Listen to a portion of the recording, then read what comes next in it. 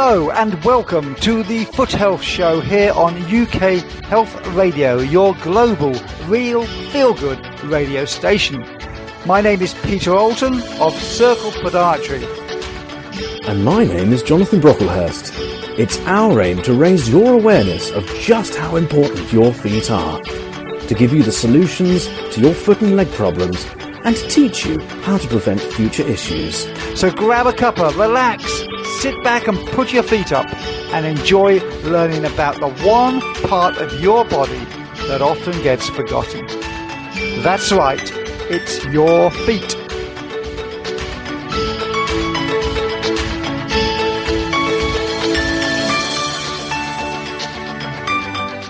Thank you for listening to the Foot Health Show on UK Health Radio. My name is Jonathan Brocklehurst, and today we will be exploring a topic that shows us just how important our feet are. This show is all about the significance of our foot health in our everyday lives, the decisions we make, and the information we read and listen to relating to our foot health can be a beacon to others. And that is why the Foot Health Show exists, to inform you of inspiring and innovative ways to address our feet and mobility in the current world. UK Health Radio, the station that makes you feel good.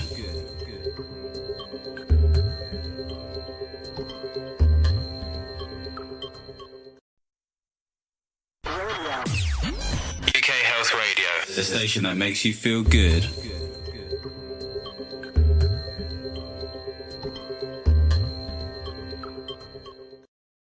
We are grateful for the support the show receives from across the world.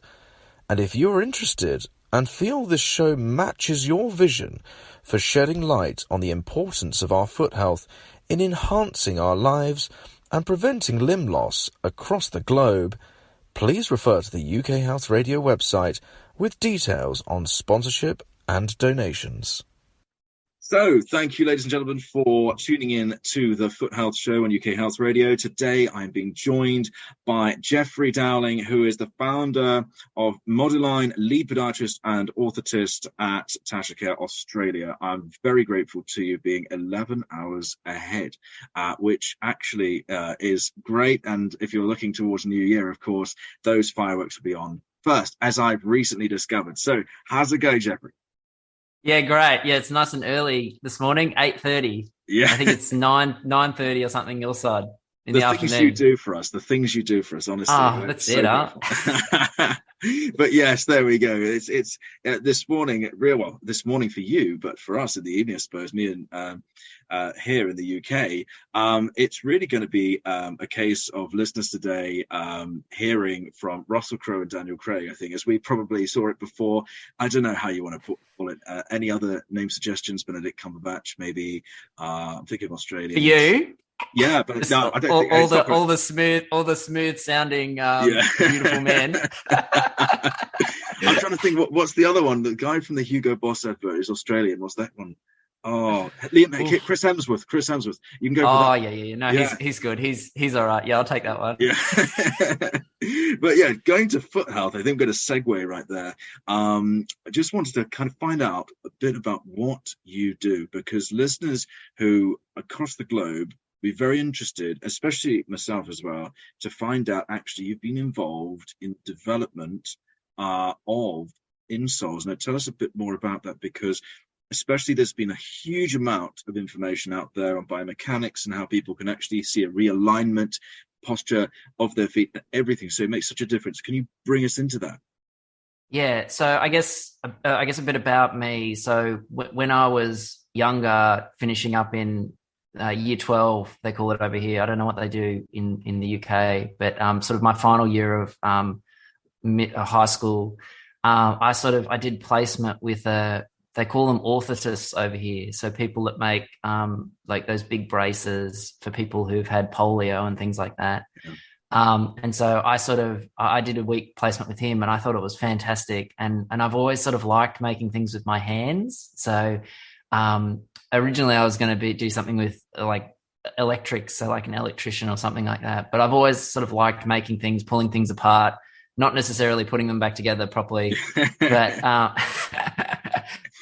so then I did that with him, and I thought this was fantastic. And I've always had, I guess, flatter feet, so I don't have much of an arch, and I had a bit of pain when I was a kid. And so over here, I guess the two professions that were mainly involved in giving out these orthotics were orthotists and sort of podiatrists. And so over here, there's sort of a bit of a bit of a rivalry between the two.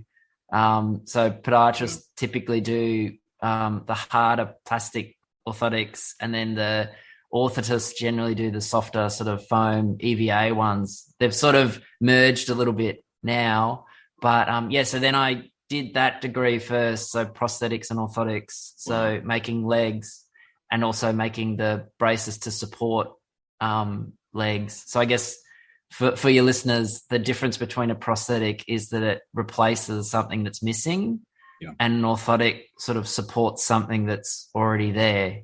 Yes. So like foot orthotics is to support the foot, a knee orthotic is to support the knee, as opposed to like a prosthetic is meant to replace something that's been lost. Yes. So I finished up that, and then at the end I was still relatively young and naive, and I sort of thought, well, what do I want to do? I thought, well, I'd really love to have my own clinic and get to see sort of patients one-on-one. And I really liked the diagnostic side of podiatry more than prosthetics and orthotics, because I found that a lot of the time we were getting referrals from, well, the places that I was doing placement with were getting referrals from podiatrists, or they were getting referrals from surgeons to say, fit this cam walker. So you basically put it on, they'd walk out the door, and then you'd never see them again. So I sort of like that continuity of care. So you see them at the start, diagnose what's wrong with them, and then sort of see them out until they're sort of fixed, essentially. Yeah. So then I sort of dabbled in, well, what can I do? I thought either podiatry or sort of physio. And then I thought, well, I really like the foot. Yes. So, and the biomechanics of it all. And so then I went back. Yeah. And then I went back and did podiatry as well, which was another couple years. And so at the end, I thought, great, I'm a podiatrist. I'm not going to do prosthetics and orthotics anymore. I'm going to be a podiatrist.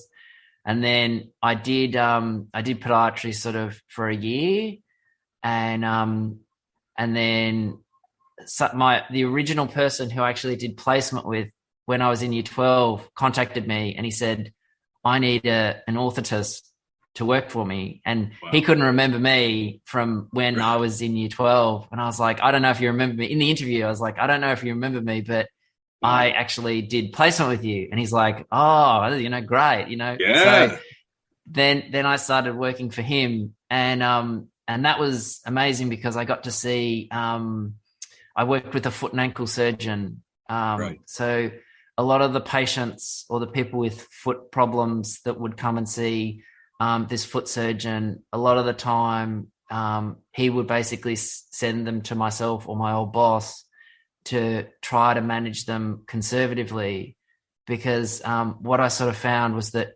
most good sort of foot and ankle surgeons will generally not want to operate on a foot if they can avoid it, because all the risks and things that can happen when you have sort of surgery. And I guess that's not the picture that's generally painted out there in the world. You've got a foot problem, you think, oh great, I'll fix it with surgery. Yeah. It'll be fixed forever. Very, very commonly felt that. Yeah. And that's the thing. I agree with you. Yeah, go for it. Absolutely. Yeah. So like even when you start, I guess, doing surgery on a joint, like that joint's going to become arthritic. Yes. Yeah. So he would usually send them to myself or my old boss, and sometimes they were being managed by another sort of health professional, and I guess the orthotics or the things that were in their shoes, or sometimes even the shoes, weren't potentially doing what the best that they could. And so I sort of we started making these more, I guess you'd call them bulkier devices, so bigger ones that offered sort of more support for the shoe. So originally we were making them out of this material, this mouth guard material, to sort of give a deeper heel to sort of support the foot a lot more. And yeah, so then I finished up with my old boss and the surgeon, and I sort of started my own little practice. And then it was sort of at that point that I really got into ultrasound imaging as well. Wow. Fantastic. So yeah, and I did a sort of a little extra course on diagnostic musculoskeletal ultrasound, because I think it's I'm not sure what it's like over there, but sometimes when you know there's something wrong with a person's foot and you can pretty much, take a punt at what it is, you can say, yeah, I'm 99% sure, let's just get imaging to confirm it. Yes. You send them off for imaging, it comes back and there's nothing there, and you're like, oh, well, could you just that's mention what it is anyway? Because that's something that actually, listeners would be very interested. What is the ultrasound scan? What is that? How does it actually impact diagnostics in podiatry? Briefly, as a segue from that. So, I guess ultrasound is sort of, as the name sort of suggests, so it's sound waves. So basically, you've got this little transducer or like a little probe, and it produces sound waves. So sound waves come off the end of this thing, and then they interact with tissue, and then they bounce back off different tissues, and then they get picked up by that same transducer. And it's very sciencey, but then that's how it produces an image. And depending on how those sound waves interact with different tissues will give you the picture. So it's just a quick, easy, low risk, because it's sound waves. So there's no, it's not like X-rays where, there's radiation or anything like that. Like, you can do ultrasound on sort of anything, and it gives you just like a little slice into the foot, especially soft tissue. So I don't know, either podiatrists that are listening or anyone, it's just such a fantastic way to figure out what's sort of going on. Yeah, so I love it. Like, I don't think I could practice without an ultrasound. So I think I absolutely advocate it, because I think you can get so much deeper, because often we look at the superficial, then there's the soft tissue, bone, joint, nerve, infection tube, and you look at all of these different things and you think, what am I looking for? And to have that as an aid in clinic, absolutely fantastic. And actually, it's great. Because you can almost you can pick up what's wrong with it, and you can say, so instead of, like, it sort of shortens the process as well. So instead of you coming in, they, like the patient comes in, sees you, and they basically say, oh, I think it's this, let's send you off for imaging. They go off, wait another 2 weeks, get the imaging, come back. You say, okay, it's this, maybe we'll need like an injection or whatever. Yeah. They go off again. Then they have to go back, go to the GP, get a referral for thing. Then they go off, they get the injection, and, sort of have that sort of thing. So it's sort of like you can do it all bang right there in the clinic. Like, it's amazing. Fantastic. And that actually, now when we're thinking about the diagnostics of it, the actual production of an insult. I'm briefly going to bring myself back a couple of years when I was on placement as a student like yourself at the time, and something that really inspired me was actually observing an orthotist and a prosthetist, how they interact as well with the patients who are, have been going through various amounts of trauma, physical trauma, and also there's the anxiety, depression that could be associated as well, and how do they manage that dynamic too. And it's absolutely amazing, and how that impacted my practice. And you have things like motivational interviewing into the equation, and it's incredible. But the practical side is really where I want to kind of zoom into right now, because that bit actually is what's really culminated into what you have really produced now. And how that's really developing now, the technology we have and how that can impact patients is absolutely enormous. How have you utilized that now? And what are you actually looking to do with it going forward in the future? In terms of the orthotic that I've sort of invented? Absolutely, yes. So I guess I was sort of a bit, so once I've started my own little practice, I thought, because I kept seeing these orthotics that patients had that may not necessarily be the best that they could have. And so I was like, look, a lot of the time that unfortunately I was making these things. So patients would come in with these orthotics. I'd say, look, these probably aren't the best. I think I can make one that will fix your problem. And so sometimes I'd say, look, we'll try them. I'll make them for you for free. You can try them out. And then if they work, then, great, you've got something that's fixed your problem. So majority of the time, it worked. So I said, well, what can I do to help other podiatrists? Because I think the problem with a lot of like podiatrists out there is you get stuck in the ways that you're used to. So you've been doing this thing day in, day out for, 10, 15, 20 years or whatever. Yeah. And it's sort of hard to adapt to new ways of doing things, especially even with the ultrasound, things like that. Like if some people say, look, it's too hard, or it's going to take me a lot of time to learn. But I mean, I started out with sorry, I know I'm diverging again, but I started out with this massive ultrasound machine. Like it was from like the 1980s. It looked like R2D2. Like this thing was just a nightmare. So, and it was like, I paid like $200 because I was like poor and I was, just like a student. Oh no, new grad. And I was like, I just wanted one just to have a look. And the only thing it could really see was the plantar fascia, which was a great start. And then, I just sort of built my way up from there. But yeah, going back, I guess, to these orthotics, I was seeing patients where I thought, I think I can give something that other podiatrists might be able to use. So I started making these sort of ones with the deeper heel to sort of give a lot more support to the back of the foot by hand.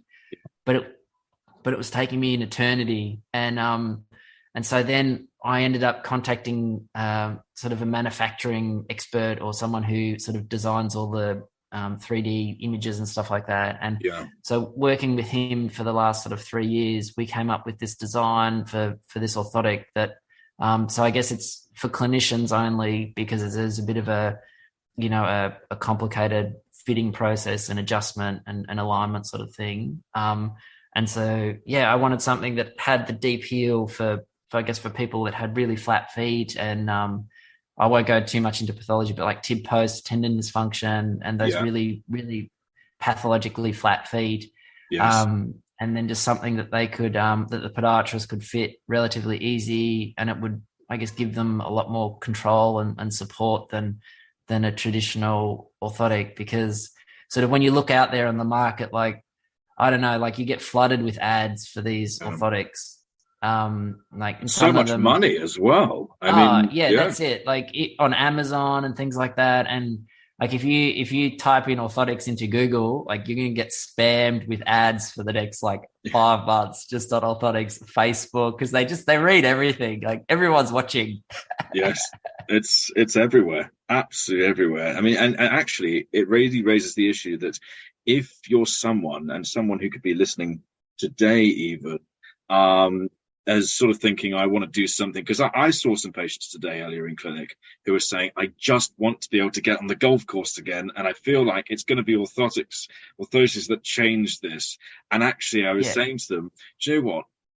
It can really make a difference, but we've got to get the assessment bit right first, and seeing a podiatrist can really benefit that process. And actually, getting that information out, because sometimes patients will say, "Oh, I'll go and buy that off the counter, and that'll solve my problems." And you think, "Oh, well, okay," but actually, there's something else we can do, and actually, it really raises the profile of the ability of podiatrists to recognise those different things from an MSK or musculoskeletal point of view. But from that development, I know you were saying about the manufacturer. What does that process look like? Because that does sound like a commitment for 3 years to get from one point to the next of actually the real development of this. What was it tough? Was it really challenging? Were there points where you thought, I just don't know if this is going to work? Or did you feel like this was always going to happen? So I guess I'm a bit stubborn. So I sort of kept at it. So this was it was almost like a hobby almost. So even at the end of it, if it didn't work out, I was at least I'd given it a go. Yeah. But I think by the end we ended up with version I think it was 15. So we just kept having to modify and modify and modify. And every time we'd modify it on the computer, they'd print it again. And then I'd wear it for a bit. I'd say, no, this bit needs to come out. And then, they'd adjust it a little bit on the computer file. And then after it was all sort of designed properly, then the tools were made. So it's like sort of two big halves of metal that sort of clamp down together, and then they squirt in the plastic. Wow. And then that's sort of how these things are sort of made. I guess, and then it was sort of about trying to get it to stick together, the different plastics, because like those electric toothbrushes you have, where some bits are hard and then some bits are sort of softer rubber. Yeah. So they call that a two-stage mold, where the first I guess tool is the hard plastic. Yeah. And then that pops out, and then it pops into another one, and then that other softer plastic gets molded over the top. So they call it a two-tool staging.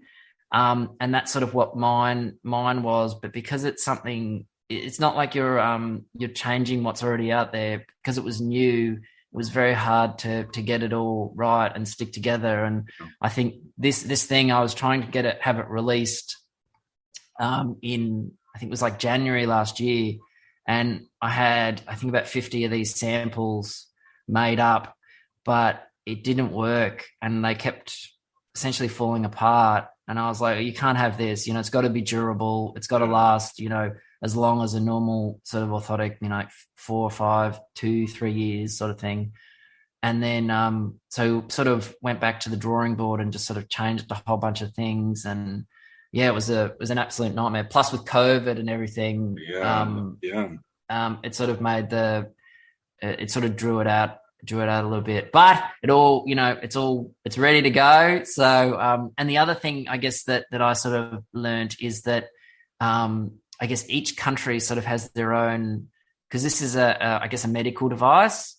So each country sort of has their own regulatory requirements for what you need to do. So I think over here in Australia, we've got the TGA, so the Therapeutic Goods Administration. I think you guys over there have the ERTG or something like that, the European Regulatory something. No, it was the European. I think after Brexit, everything. Oh yeah. I don't know what. No. I think it's the same. I think it's the same. I think they've kept that together. Right. Okay. they couldn't be bothered. And then I guess in America they've got the FDA. So for because it's a low risk thing, like you said, you can buy them off, in the chemist and all that sort of jazz. So I guess it's a bit of work, but it's not as complicated as sort of like something that was inserted into someone's skin, for example. Yeah.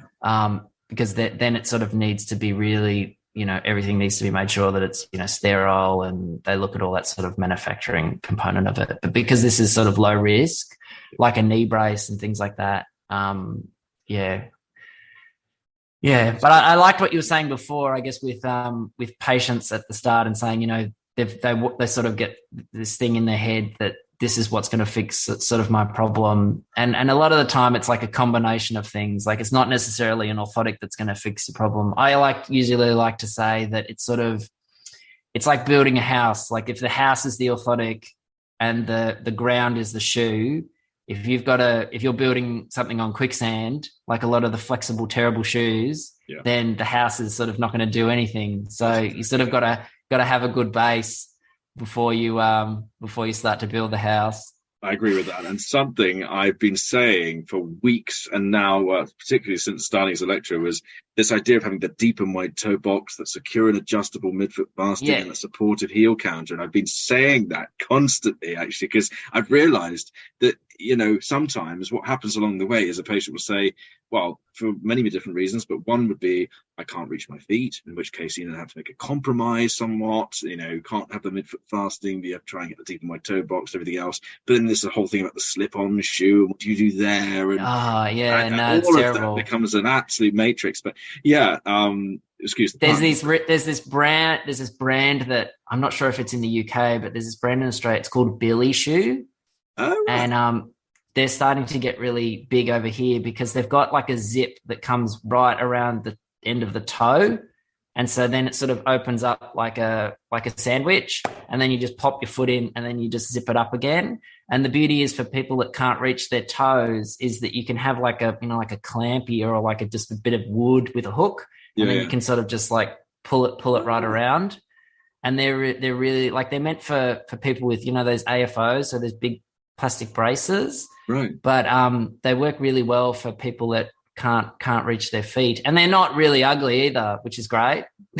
Yes, well, that's a massive plus, because they always say all the time, I don't want to wear an old person's shoe. And the way they say it, 100%. even people over the age of 60, I've heard them saying the same thing, and they're in the age bracket where considering the right kind of footwear is really important. And actually, I would say something along the lines of, well, I just bought my new pair of, won't say what brand it is because there's many of them, but there is. And then you can talk about that and they'll say, oh, he's 26. How's he wearing those? And actually, I was like, well, actually, it's the functionality, and it can still look pretty cool, as they say. So I think that's the biggest challenge that I've found, is that when you have a supportive shoe, generally it's not going to look as beautiful as, you know, something you get from, you know, one of those high-end stores. And then once they start to add all the features, like you were saying, of a supportive shoe, it ends up looking ugly, or uglier. So it's like that you can't make an attractive supportive shoe. They're just like completely opposite.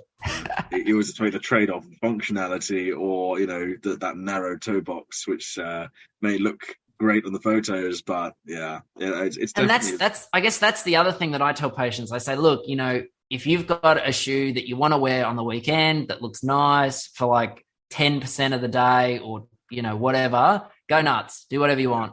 Yeah. But for the rest of the time, you know, instead of wearing those slippers at home, you know, that don't have any support, that you're probably falling over in, you know, just get a decent sort of shoe that you can wear, then make that your 80% of the day shoe.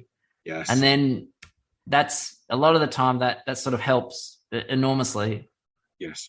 And it gives the person, patient, they're more likely to change as a result of that, which I think actually is a lovely way to end, actually, because to the listeners, to you listening today, from wherever you are in the world right now, you have the ability, you have the empowerment to make those changes. And including what we've heard from Geoffrey today is actually that whether you decide to go forward with further assessment for biomechanical assessment, understanding the role of insoles and orthotic devices actually in your daily life, it actually can make such a difference. But we can't forget the importance of that assessment from a podiatrist, from an orthotist, from a prosthetist, because they have such important roles to play in your overall health. So thank you to everyone across the world who's been listening to the Foot Health Show today on UK Health Radio. Thank you so much, Geoffrey, for taking the time out from sunny Australia. Although how sunny is it? I don't know at this time in the morning. No, it's terrible. It's terrible. It's been so wet. Anyone that's coming over here, just avoid it. Yeah. Like, we're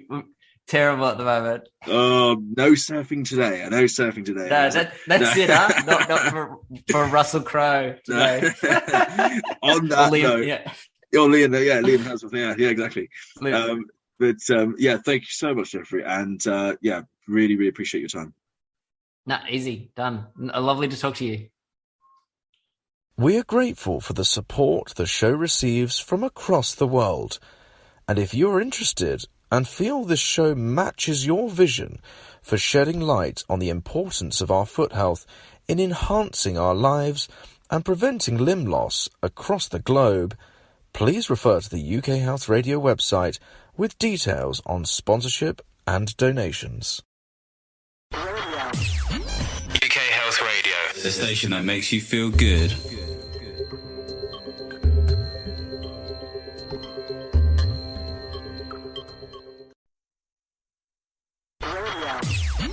UK Health Radio, the station that makes you feel good.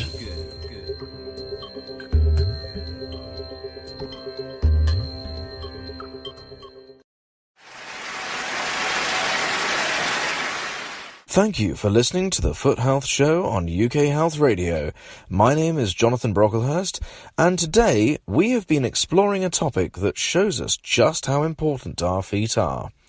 This show is all about the significance of our foot health in our everyday lives, and the decisions that we make and the information we read and listen to relating to our foot health can be a beacon to others.